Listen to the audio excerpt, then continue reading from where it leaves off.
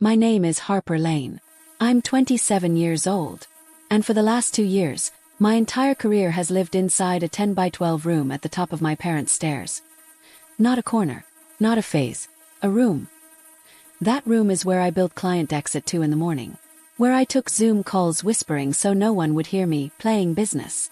Where I landed contracts worth more money than my parents ever made in a year, while still asking permission to use the washing machine. If you're a millennial or Gen Z watching this, you already know the math. Student loans.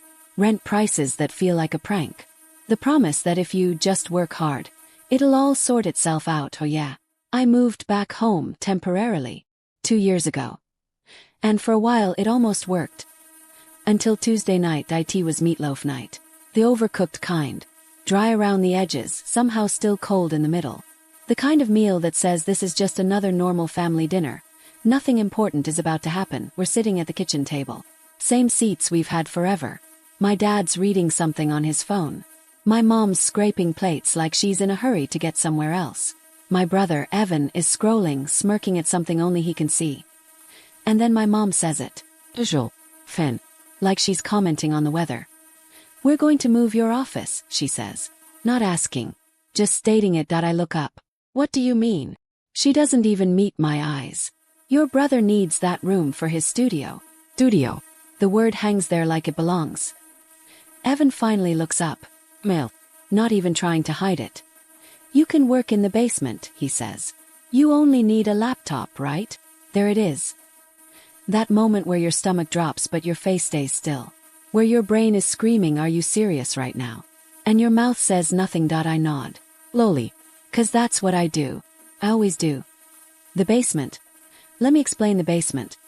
The ceiling is so low you feel like the house is crouching on your back. The concrete floor never dries, no matter how many times you run the dehumidifier. There are no windows. Just one bare bulb that flickers like it's thinking about quitting. The Wi-Fi dies every time someone uses the microwave upstairs.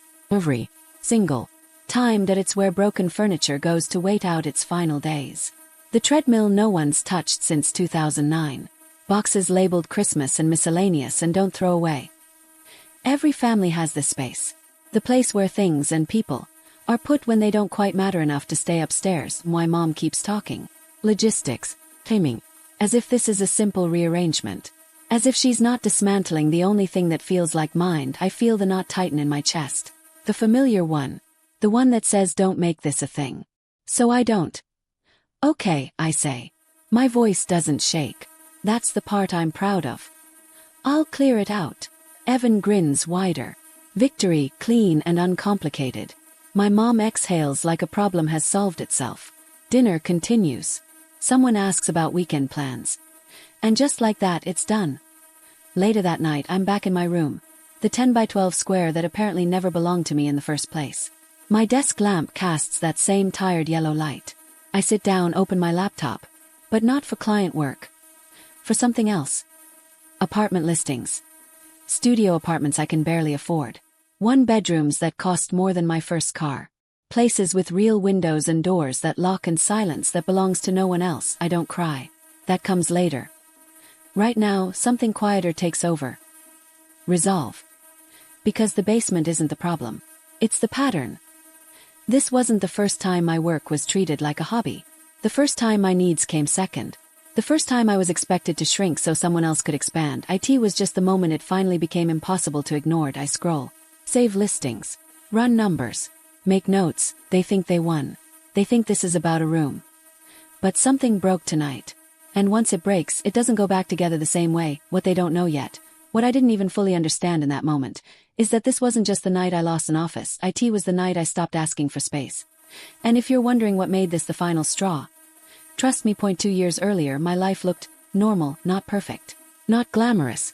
But mind, I was living in Dallas in a tiny, wildly overpriced apartment with paper-thin walls and a heater that screamed like it was dying every winter. But the door locked. The space was quiet. And every inch of it belonged to me. I had a remote logistics job for a regional shipping company. Not flashy but stable. The kind of job that turns chaos into spreadsheets and rewards you for noticing what everyone else misses. I was good at it. Promotions came faster than I expected. So did responsibility. Then the call came that it was my mom. Linda. Her voice sounded smaller than I'd ever heard it. Your parents' voices don't shrink often. When they do, something inside you stands up straight. She told me Dad, Mark, had fallen off the ladder cleaning the gutters. Blew out his knee. Surgery. Physical therapy. Weeks off work from the dealership. Then the numbers started stacking. Medical bills that didn't quite line up with insurance. Collection notices. Probably sent by mistake. An electric shut-off warning taped to the door like a threat. I remember sitting on my couch, staring at the wall, doing the math without meaning to. Stable remote job. No kids. No car payment. Parents with a mortgage, hospital bills. And an adult son who treated responsibility like a suggestion. It didn't feel like a choice. It felt like gravity, so we made an agreement. I'd move back into my old bedroom. Temporarily. I'd pay $800 a month toward the mortgage and utilities. I'd help where needed. Temporary. That was the word that mattered. I heard the word temporary. I tell people now. And I chose to believe it. The first few months were fine. Almost good that I turned my childhood vanity into a desk and set up dual monitors where a mirror used to be. Free laundry. A fridge that actually held groceries. Felt like a financial reset. My dad joked about it. There's my little CFO, he'd say, grinning when I paid a bill. My mom sent heart emojis every time I transferred money. Felt like we were on the same team. Then the emergencies started. Small ones. Reasonable ones. The hospital billing department messed up. Property taxes came up short. Dad's truck needed new tires before the cold snap. The AC unit made a noise that sounded expensive during a heat wave. Each time the same phrase. Family helps family, right? So I helped. And every time I told myself, this is the last one. Then there was my brother. Cole. Cole had started college twice and flamed out both times. The explanation changed, but the theme didn't.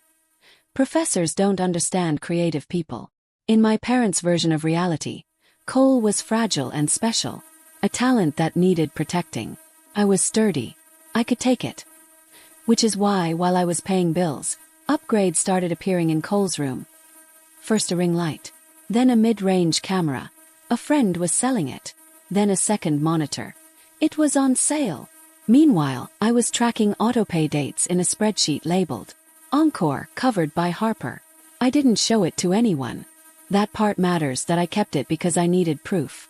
Because somewhere deep down, I knew I'd need it to not gaslight myself later. By month 6, my role was locked in. I caught a late electricity fee when Mom's paycheck was delayed. I'll rebuild my savings after Dad finishes PT, I told myself. Just one more month.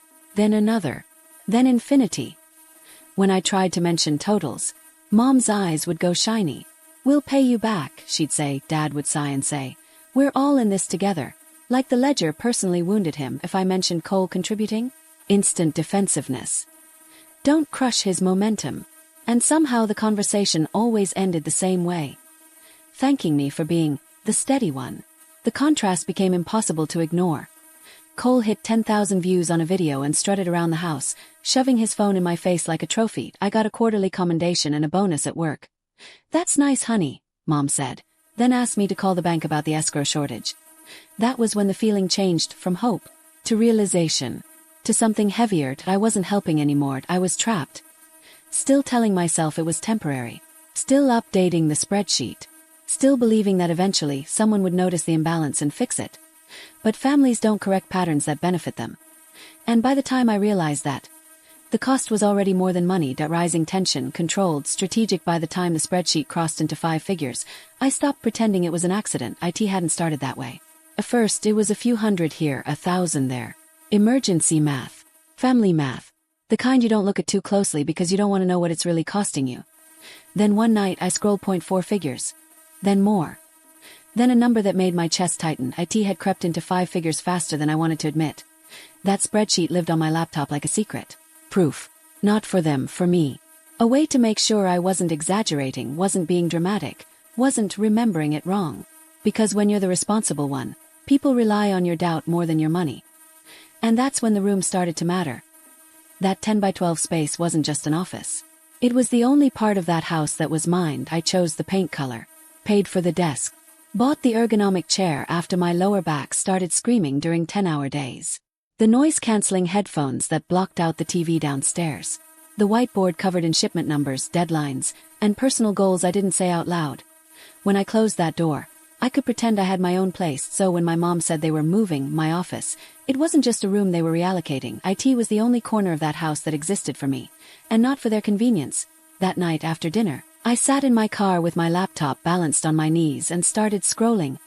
Apartment listings, blurry photos, studio layouts that felt like optical illusions. And there, in the corner of my screen, the spreadsheet total stared back at me. That's when it clicked. I wasn't just living with my parents, I had quietly become the person keeping their life from falling apart, and they still felt entitled to shove me into a basement so my brother could have better lighting. That's when the fantasy died, and the plan started. The next morning, I didn't go home after work. I sat in my car in the office parking lot, because it was the only place no one would ask me to pick up milk or call the bank. My mindset was simple. Almost anything would be an upgrade from being one argument away from the basement. I found the listing halfway down the page. Top floor studio. Nothing fancy. Clean. 20 minutes from my parents' house. Laminate floors. One big window. And a separate little nook that would fit a desk perfectly. Ideal for quiet professional. I stared at it longer than I meant to. The rent was higher than $800. Not comfortable, but not impossible. Before I could talk myself out of it, I emailed the application. 5 minutes later. Available now. Showing at noon. I typed back. I'll be there. I told my mom I had a work thing in the city. She asked if I could grab paper towels from Costco on the way home. I drove in the opposite direction. The complex wasn't beautiful. Beige stucco. One mismatched patch where a car had kissed the building years ago. But the parking lot was clean. No weird smells. Plants were alive on the balconies. Mr. Patel met me at the door. Professional. Firm handshake. The kind of person who knows when someone is serious. Inside, the studio was small, but not suffocating. The nook by the window was perfect. I tested outlets. Checked my phone signal. Asked about internet providers and wall thickness. Mr. Patel smiled. I prefer people who are boring on paper, he said. Boring people pay on time and don't throw parties. I almost laughed, back in my car. Doubt tried to rush in. Savings thinner than they should be. Mom's voice in my head. Are you sure you can afford that? Then the basement flashed in my mind. My brother's smirk. The spreadsheet. I signed the lease. Wrote the check for the deposit and first month. IT felt like cutting a rope I'd been pretending not to see. I still stopped at Costco on the way home. Old habits die hard. But I only bought what I had cash for. And that's when I realized something else. I didn't have to announce my plan right away. They could think the basement was happening. I'd move around them like I always had. Only this time I wouldn't be the one holding everything up. The quiet rebellion phase started that week. Tuesday night, I logged out of work and didn't go grocery shopping because it makes more sense. I went straight home. Ate leftover pasta. Placed a small Instacart order to my new apartment for Friday. Mom frowned later. Money's a little tighter this month. He nodded. Didn't explain. Wednesday the internet went out. Normally I'd pause work, reset the router while Cole pouted. This time I put my noise-canceling headphones on and let the red light blink. Dad jiggled the wrong cord twice. Gave up.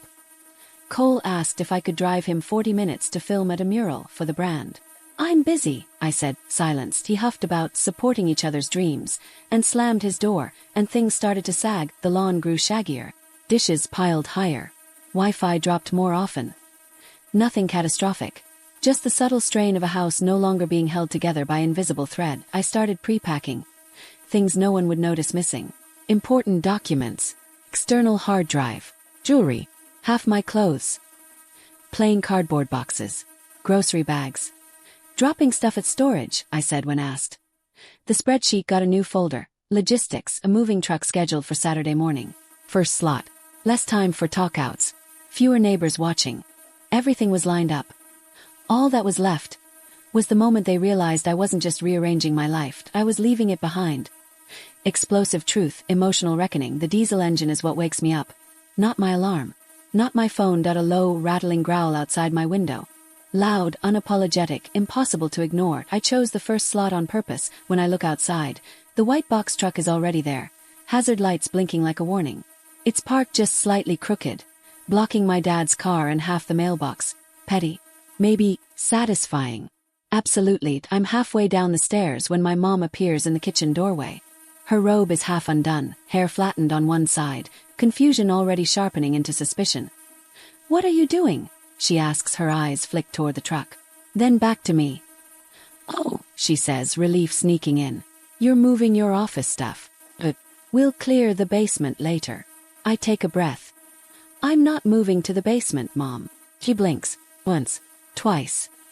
I'm moving to my apartment, I say. The one I signed a lease for on Monday. Her hand flies to her chest like someone just announced a death. What do you mean you signed a lease? She says. Harper, you can't just move out. Pretty sure I can, I reply. Steady. I've already paid the deposit. I pick up the last set of keys today. I start living there tonight. My dad appears then, shuffling in with his hair sticking up and his t-shirt half-tucked. Are you helping someone move? He asks, genuinely confused. No, my mom says, eyes never leaving me. She's doing something. He looks at the truck, then at me.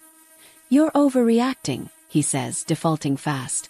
This is about the office, isn't it? We all have to make sacrifices. I laugh. Not loud, not cruel, just a sharp, incredulous sound.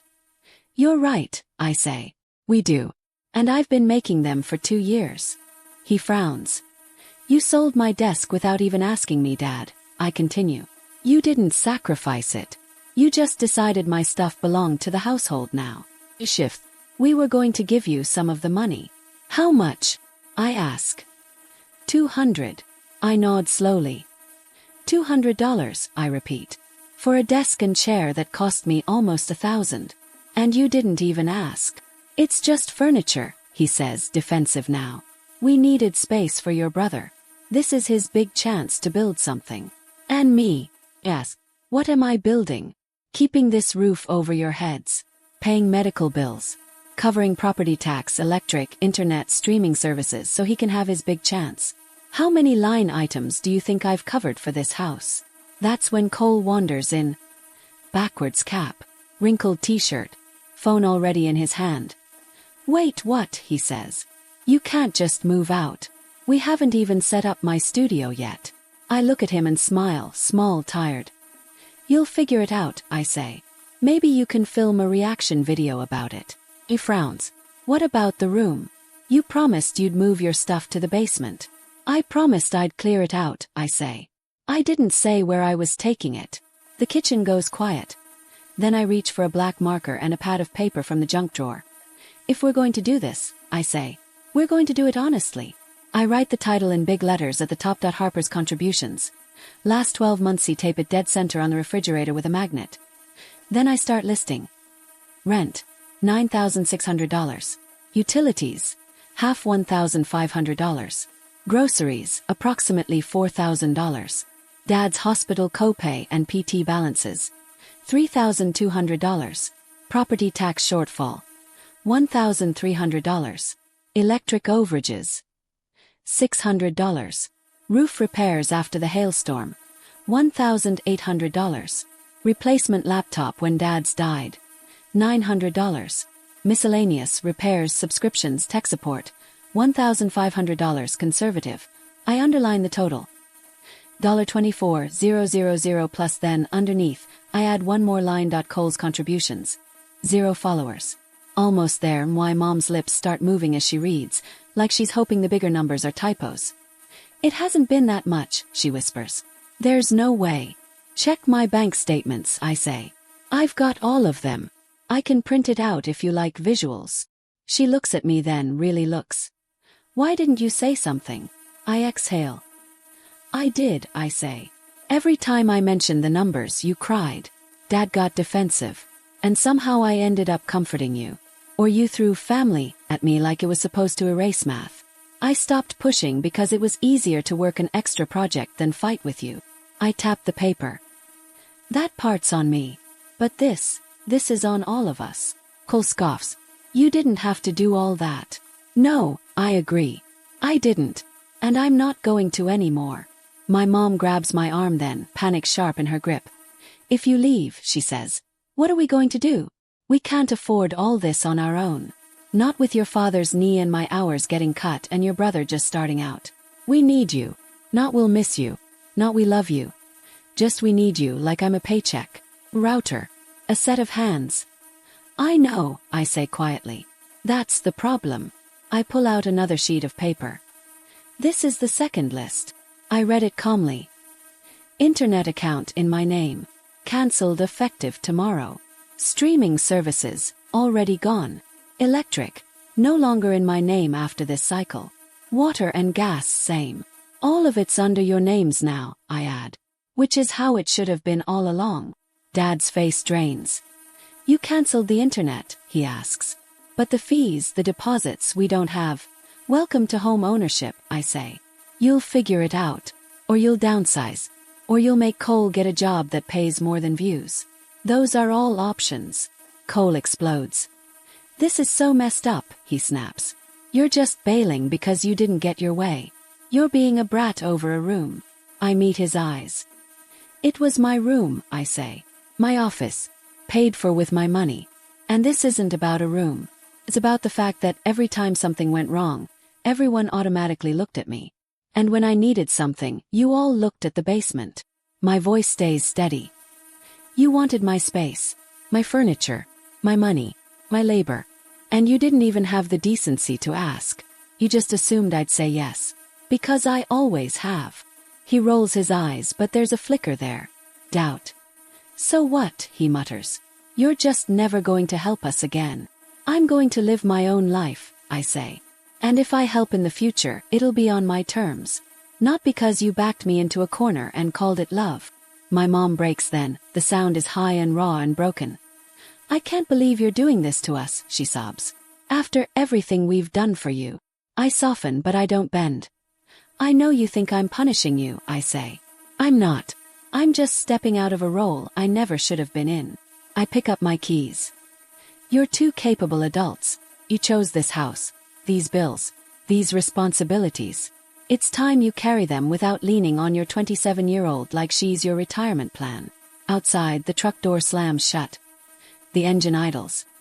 And for the first time in 2 years, I walk out of that house knowing exactly what I'm leaving behind, and exactly what I'm taking with me, top of form.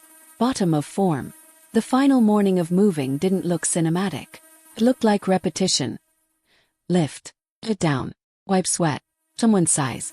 Someone mutters something sharp enough to sting but not sharp enough to start a fight. Then repeat. Mom oscillated between panic and pride like a pendulum that couldn't decide where to land. You could just stay 1 more year, she said while handing Harper a box labeled office. Books. Just until we get on our feet. 10 minutes later, as Harper dragged a lamp toward the truck, Mom snapped. Don't come crying back when you realize how expensive everything is. Dad stayed quieter, hovering near the garage, opening and closing drawers that no longer had a reason to be opened. Cole sulked openly, phone in hand, filming short clips he never posted. He'd start recording, then stop, then start again, like he couldn't decide whether this was content or trauma. Harper noticed all of it, logged it mentally, then kept moving. The last walkthrough was accidental. She went upstairs for one final box and found herself standing in the doorway of the room that had once been everything. The indent where her desk had sat was still visible on the carpet, a faint rectangle lighter than the rest. She didn't miss the desk. She missed the version of herself who had believed that if she just did enough, paid enough, fixed enough, stayed quiet enough, it would eventually be noticed without her having to keep score. She closed the door gently, walked down the stairs, stepped into the August heat in the driveway. The goodbyes were awkward and unfinished. I'll text you when I'm settled, Harper said, one hand on the truck door. I'm not cutting you off. I'm just not funding you anymore. Dad nodded, followed. We'll figure it out. It sounded like a promise he was making to himself, not to her. I hope you do, Harper said. She pulled away. She caught them in the rearview mirror. 3 figures standing too close together, the house behind them suddenly looking bigger, emptier, less propped up. For the first time in a long time, their problems were going to stay their problems. She sat in the parked truck outside her new studio for a full minute before turning off the engine. Hands on the wheel. Just breathing. The place was small. Smaller than the room she'd left. But different in the way that mattered. Nobody else had a claim on this space. Or her time. Mr. Patel met her at the door with a clipboard and a smile. Welcome home, Mississippi Lane. The words hit harder than any guilt trip. Unloading took longer than it needed to because she let it. Savoring the sounds. Cardboard thudding onto the floor. Furniture scraping lightly. Silence that wasn't tense. Just empty, waiting. The desk she'd bought off Facebook Marketplace wasn't as nice as the old one. The surface was scratched. One drawer stuck. But nobody else had touched it. Nobody else had decided what it was for. It was hers from the start. That night, sitting on the floor with takeout and no TV, it clicked. Every bill with her name on it matched the space she was standing in. No one else's debt was hiding behind her balances. No one was quietly counting on her to clean up whatever mess came next. She slept like someone who wasn't on call.